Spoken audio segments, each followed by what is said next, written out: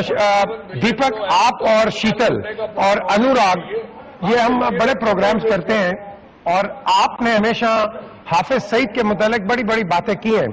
ये special clip मैंने आप तीनों के लिए किया है। I want you to listen to this और फिर जरा आप इसका भी एक मुझे रिस्पॉन्स दें। ये दिखाएं जी जरा क्लिप हाफिज सईद का भी। हमारा जो प्रोग्राम होता है सरहद पार, इसमें हमारे दो एंकर्स हैं हिंदुस्तान वाले, एक है दीपक चौरासी, शीतल है, और एक है अनुराग मुस्कान। आप इनको क्या कहेंगे? मैं उनको ये कहूंगा कि भाई आप अपने मुल्क के लिए काम कर रहे हैं, जरूर करें। हर किसी को हक है अपने मुल्क की बात करने का, उसके इंटरेस्ट की बात करने का, चाहे वो सहाफी या किसी भी शोबे से ताल्लुक रखता है, तो आप जरूर करें। सहाफी खास तौर पर कौम की ज़हन साजी भी करता है और कौमों के रुझानात बनाने में सहाफियों का बहुत बड़ा दखल होता है। और मीडिया, मैं समझता हूं तरबियत का जितना बड़ा इदारा है इस वक्त, शायद इसका मुकाबला तो कोई भी नहीं करता। तो मैं इन सारे सहाफी लोगों से जो इंडिया के हैं उनसे ये कहूंगा कि आप ना जज्बातियत की कैफियत को अपने अंदर से भी खत्म करें और इंडिया के अवाम को भी जज्बाती बनाने और प्रोपेगेंडो से मुतासर करने की बजाय आप ना हकायक पर लोगों की तरबियत करें कि जिंदा रहो और जिंदा रहने दो, और जनाब दूसरों के भी हुकूक तस्लीम करो। अगर कोई आपके साथ छोटा मुल्क रहता है उसको भी जिंदा रहने का हक है। पाकिस्तान एक हकीकत है, इसको तस्लीम करो। लेकिन मैं समझता हूं जब पाकिस्तान की बात आती है तो इंडिया के साफी भी जनाब बड़े जज्बाती हो जाते हैं। मैंने तो उनको भी यही देखा है। तो मैं कहता हूं कि आप जरा अपनी कौम की रहनुमाई सही करें और हुकूक की बात करें और पाकिस्तान को दिल से तस्लीम करें और पाकिस्तान के हुकूक दें। ये मैंने दीपक आपका नाम लेके शीतल का और अनुराग मुस्कान का खास तौर पे ये रिएक्शन लिया था। हम यहाँ बैठ के बड़ी बड़ी बातें करते हैं। ये मेरा पहला इंटरव्यू था उनके साथ, पहले मेरी कोई इंटरेक्शन नहीं था, लेकिन ये मैंने स्पेशली किया था कि कम से कम आपको दूसरा रुख भी दिखाएं। प्रोवोकेशन तो बड़ी होती है, ये पंडित को क्या हो गया, कश्मीर में क्या हो गया, आपको मरोड़ हो जाता है कि भाई चाइना से पाकिस्तान की दोस्ती क्यों है। तो ये देखें, ये बड़ी अच्छी अपना अभी हमारे डिप्लोमेट भाई ने बात की है। हमारे बड़े मसले दोनों के। अमेरिका ओबामा देश में आते हैं, अब इस शब्द का इस्तेमाल आपने किया, मैं भी करूंगी। आपको नहीं मरोड़ होता जब ओबामा इंडिया में आते हैं? तो वहां बैठ के आप लोग क्या क्या करते रहते हैं कि नहीं, हम तो कहते हैं ओबामा को आप रखो उधर, हम तो कहते हैं उधर रखो उसको। मीर साहब जी जी जी जी मीर साहब, मिसाल भी दी तो किसकी? वो गालिब कहते हैं तुझे हम वली समझते जो ना वादाखार होता। यहाँ भी आपको मरोड़ पड़ गया देख के, और कोई नहीं मिला पूरे पाकिस्तान में टीवी पे। यार आपको हर जगह इन्हीं पे मरोड़ पड़ता है। आपको क्या बात तो सुन लिया करो यार, आप किसी की सुनी जल साहब। इस इंटरव्यू को देख क्या कर क्या रहे हैं आप लोग?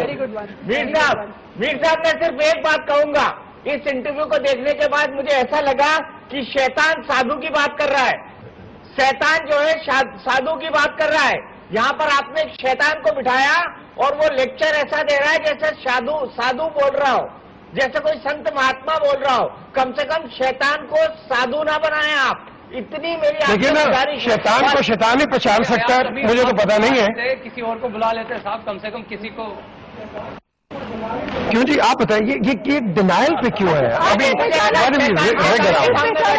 आपने खूब पहचाना पीछे में। वो देखें, ये आपको मरोड़ आती है, मुझे नहीं आती मरोड़ की बात करिए ना, मेरे पास बहुत सारे फैक्ट हैं। ये आपको कहां से आते हैं दीपक? ऐसे फैक्ट कहां से आते हैं? शैतान के सामने बैठा है। ये मुझे बताएं, ये फैक्ट्स कहां से आते हैं जो कि हमें नहीं पता, आपको पता होते हैं? मैं बताता हूँ, आपके फॉरेन ऑफिस से आते हैं। मैं बताता हूँ, फॉरेन ऑफिस से आते हैं, आपके फॉरेन ऑफिस से आते हैं। कश्मीरी पंडितों को 700 कश्मीरी पंडितों को लगभग 3.5 महीने में मारा गया। उसमें 3 बड़े मैसेकर हुए। जो 90 तक रह के गए थे उन पे 3 मैसेकर हुए। बंधामा में मैसेकर हुआ, हरकतुल जहाद इन्वॉल्व था जो आपके यहाँ की ऑर्गेनाइजेशन है। लश्कर तैयबा था, संग्रामपुरा में मैसेकर हुआ, ठीक है। नादी मर्ग में मैसेकर हुआ, फिर लश्कर तैयबा था। अब आप काउंटर कीजिए अगर आपके पास है बोलने को। तो ये जो लाखों लोगों की मैस ग्रेव निकली है, मैं आपको उसकी फुटेज दिखा दूं अभी। फाउंटेन हेड हफीज सईद, और वही आपको what are you talking about? Mir साहब, it is least expected from you. I'll share with Mr. Mukherjee that you are a more constructive anchor from Pakistan. But bringing out Hafiz Saeed in this discussion, I think you No, because all your points that you Shankar Saab, dekhe, because every discussion, whatever we discuss, the topic of India has always been Hafiz Saeed. So why not listen to the other side as well? Why not? What is the problem? Why in a state of perpetual denial? नहीं नहीं, लेकिन कम से कम उस other side से हमको morality का lecture न दिलवाएं। उससे ये पूछे कि वो बेगुनाह हिंदुस्तानियों को मारता क्यों है, उससे ये पूछे कि मुंबई का हमला वो करवाता क्यों है, उससे ये पूछे कि भारत के ये खिलाफ सब पूछिए, दीपक सब पूछिए।